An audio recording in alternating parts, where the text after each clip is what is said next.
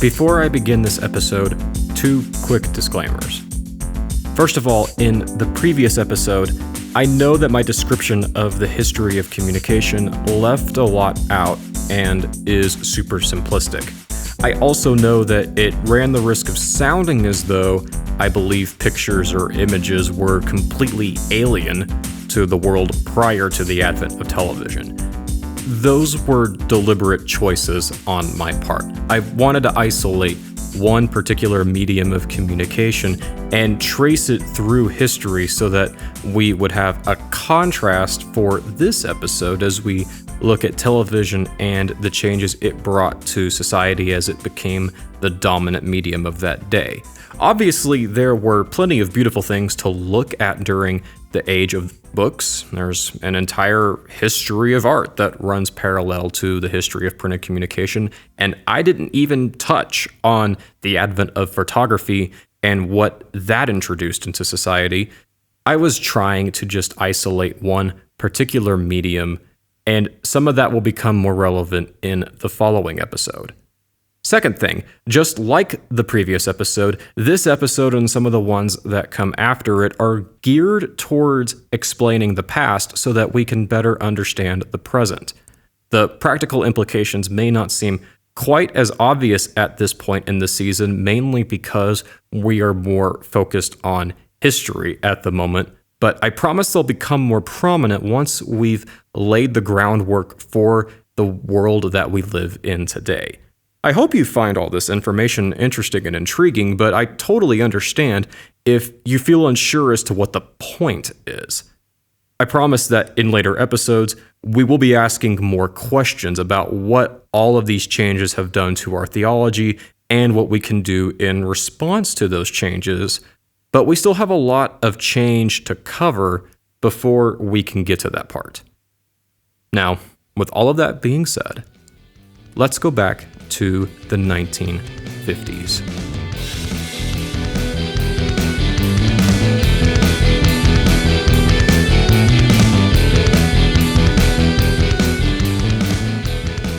If you were a kid born in the 1950s, your relationship with television was probably just beginning to form. Chances are if you lived in or close to a city, you owned a television set or you knew someone who did. If you lived out in the country, you were going to be out of luck for a little while. Only the major cities had television stations, and only television stations were broadcasting signals. So if you didn't live near a station, you didn't have anything to watch. In 1951, President Truman would speak to 13 million television sets in the first coast-to-coast telecast, but that wasn't going to be the norm for quite a while. In addition, if you had a television set, all you had was this grainy black and white image to stare at, which was still pretty cool at the time, but people weren't going to be okay with a grayscale image forever. In 1954, RCA would introduce the first colored television set, and 10 years later, 1 million of these would start being sold in a single year. It would take a while for the technology to become widely adopted in American society, but when it did, and that date is kind of debatable, it signaled a fundamental shift in American society. And there's no better example to demonstrate this than the debate between Richard Nixon and John F. Kennedy in the 1960 presidential election. The question before us is, which point of view and which party do we want to lead the United States? Mr. Nixon, would you like to comment on that statement? I have no comment. The next question to Vice President Nixon from Mr. Van Oker. It's hard to believe in our modern context that presidential debates are actually a relatively new thing in the history of American politics. It wouldn't be until September 26, 1960, that these would appear, and it would appear through Richard Nixon and John F. Kennedy appearing on television and radio, and this broadcast would be carried all throughout the country in what would be the first of 4 presidential election debates. The fact that this had never been done before, combined with the fact that they would be televised, meant that this was going to be a huge event. And it was. As the Museum of Broadcast Communications claim, over 70 million people tuned in to watch this debate. But even though the debate was broadcast on television, it was still being carried over radio. And because of this, something curious happened. As it is with any debate, someone wins and someone loses. But people were in disagreement as to who won and who lost the first debate. And that disagreement was tied to whether or not the person watched the debate or listened to the debate. Although this has been disputed, it's been claimed, and I believe there's some merit to it, that those who listened to the debate on the radio thought Nixon won the first debate. And conversely, those who watched the debate on television believed that Kennedy won. Or at best believed the debate was tied and neither candidate won outright. It's not hard to believe that the presentation didn't play a factor here. If you go on YouTube and find some of the old footage, Richard Nixon doesn't look all that good. He sounds great. For all of his flaws, Nixon had a great speaking voice. But he looks sick, and the contrast of the black and white image makes his face look really pale, almost like he's a vampire or something. But Kennedy, on the other hand, looks really sharp and slick. It's obvious that he has stage makeup on. He looks like he's rested and relaxed and ready to go. But if you were listening to this debate on the radio, you don't know that. All you have are their voices and the substance of their arguments. If you're watching this on television, you still have their voices and their arguments, but you now have Kennedy's pleasing appearance to take in as well, and being able to see changes your perception about what you hear. In a sense, people believed Kennedy won because they could see him. If you think I'm overstating the significance or the magnitude of this moment, you're probably right. I don't believe this was the moment when the script was flipped and suddenly television was calling all the shots. But I do think, though, that this was an indication of what was to slowly come over the next several decades. And I think it illustrates something even more significant, that the technology of the future was not based around the medium of the spoken and written word anymore. The technology of the future was found in moving images, and moving images would soon displace the written word as the dominant medium by which we receive our information. As Neil Postman put it, on television, discourse is conducted largely through visual imagery, which is to say that television gives us conversations in images, not words. Now, I think we need to pause for a second and talk about what a medium is. After all, the title of this podcast is based off a quote from Postman where he states that no medium is excessively dangerous if its users understand what its dangers are. But what even is a medium? I'll let Postman answer that real quick.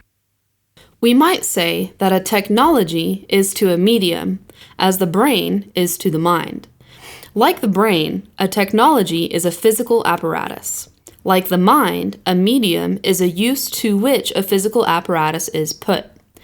A technology becomes a medium as it employs a particular symbolic code, as it finds its place in a particular social setting, as it insinuates itself into economic and political contexts. A technology, in other words, is merely a machine. A medium is the social and intellectual environment a machine creates. In terms of television, the TV set is the technology, and television is the medium that arises because of the TV set and because of it being widely available in the homes of most Americans.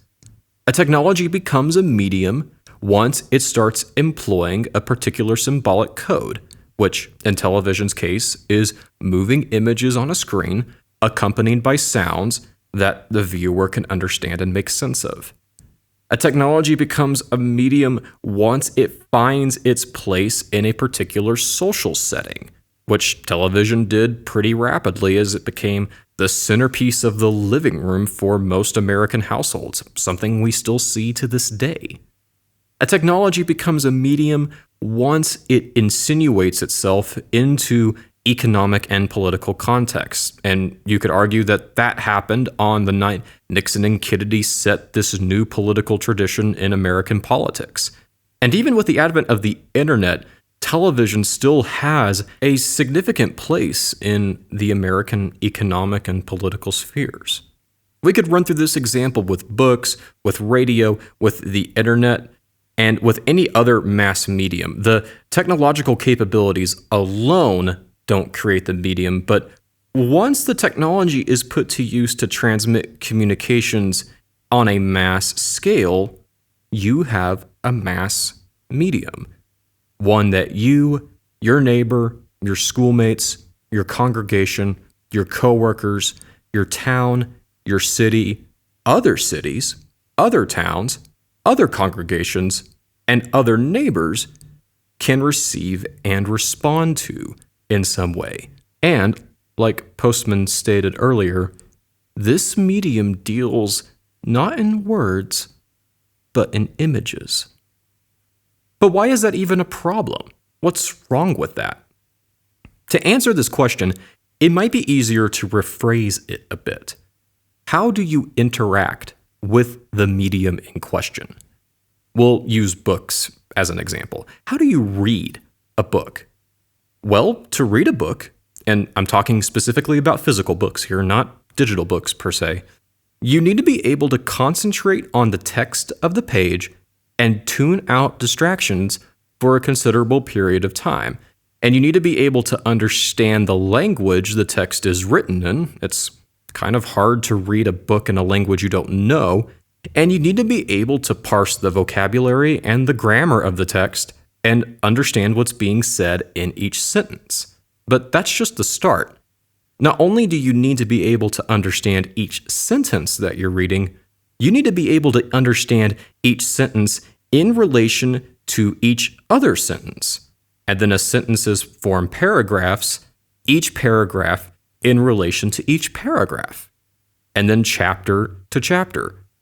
You need to be able to link ideas, concepts, arguments, and illustrations together if you want to understand what the author is saying.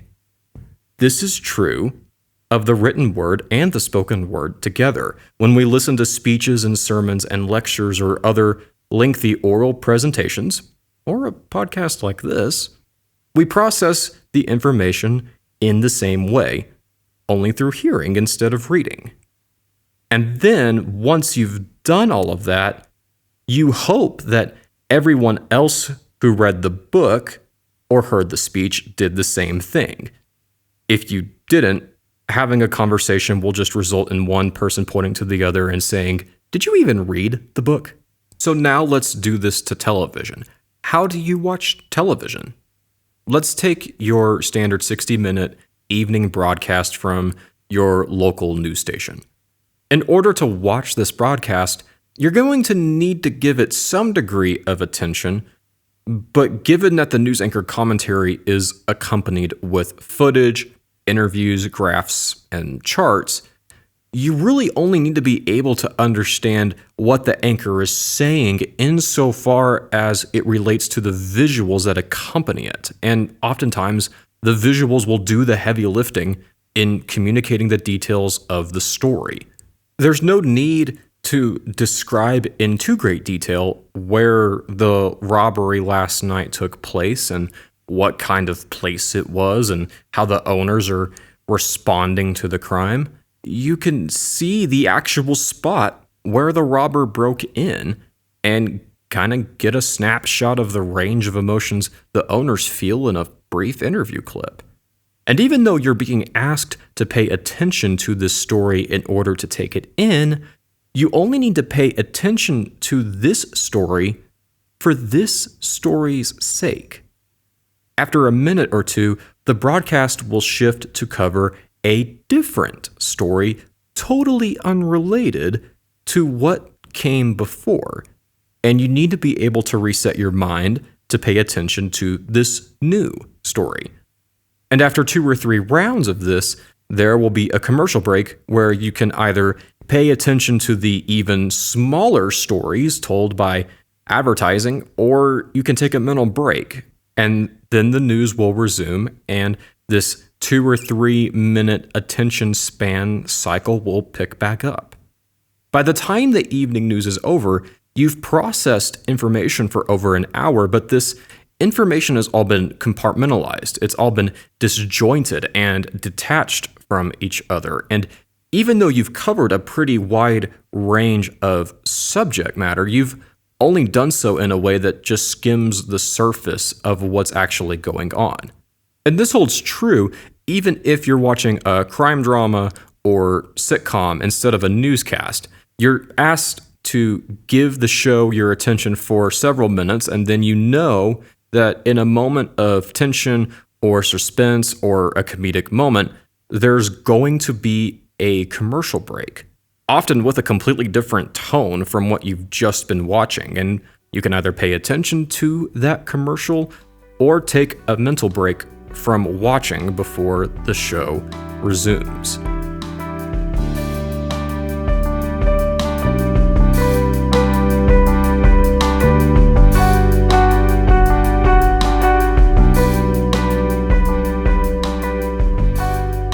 This is something that we're going to be hitting on multiple times throughout this season, but the thing about mediums is that they're not value neutral. They ask us to do certain things in order to interact with them, and ask us to not do certain things in the same way. They promote certain forms of interaction and actively discourage others. They set the rules for their own engagement. As Neil Postman states, "My argument is limited to saying that a new major medium changes the structure of discourse. It does so by encouraging certain uses of the intellect, by favoring certain definitions of intelligence and wisdom, and by demanding a certain kind of content. In a phrase, by creating new forms of truth-telling." In other words, new mediums set the terms for transmitting truth, ideas, concepts, stories, and information, and new mediums create a demand for a new kind of content. And the content of television was unlike anything that had ever existed in the world beforehand. But television, like every other medium, it not only creates the content, but it creates the rules of engagement with that content. And in order to engage with television, we only need to give a fraction of our mental capacities in order to process what we are seeing. Postman again. When a television show is in process, it is very nearly impermissible to say, "Let me think about that," or "I don't know," or "What do you mean when you say," or "From what sources does your information come?" This type of discourse not only slows down the tempo of the show, but creates the impression of uncertainty or lack of finish. It tends to reveal people in the act of thinking, which is disconcerting and boring on television as it is on a Las Vegas stage. Thinking does not play well on television, a fact that television directors discovered long ago. There is not much to see in it.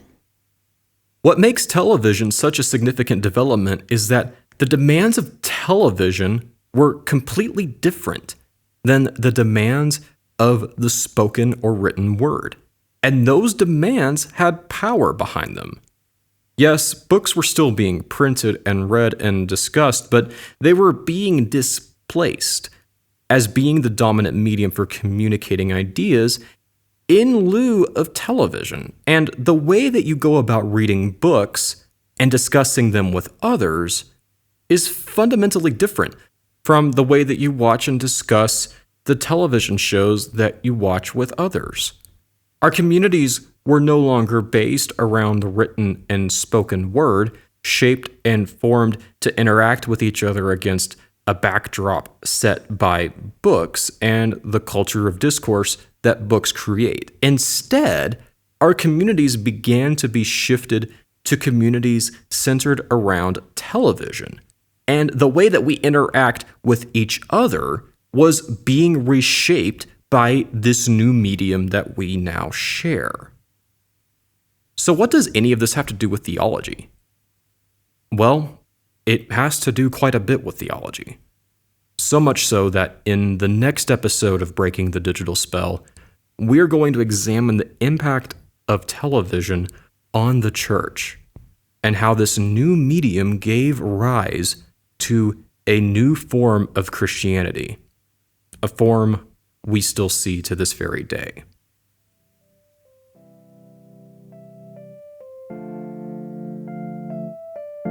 Breaking the Digital Spell is a podcast made possible because my good friend Andrew Akins is such a great guy and has donated so much of his time and his talent to making each episode sound really good and sound really polished. He is so good at what he does, and I'm beyond thankful for his help in making this podcast possible. This podcast is also possible because of my wife, Melissa, who loves me so much that she's willing to look over my manuscripts and point at things that say, this doesn't make sense, you should delete them. It hurts, but I'm thankful for it. If you've enjoyed this podcast, you can like our Facebook page and follow the show on Twitter @DigitalSpell, where I'll be posting some articles and other writings relevant to this week's episode. I might even throw up some YouTube videos of that Nixon-Kennedy debate so that you can get an idea of what I'm talking about.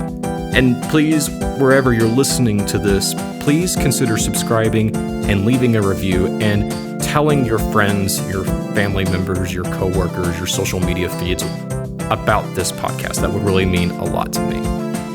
My name is Austin, and together we are breaking the digital spell.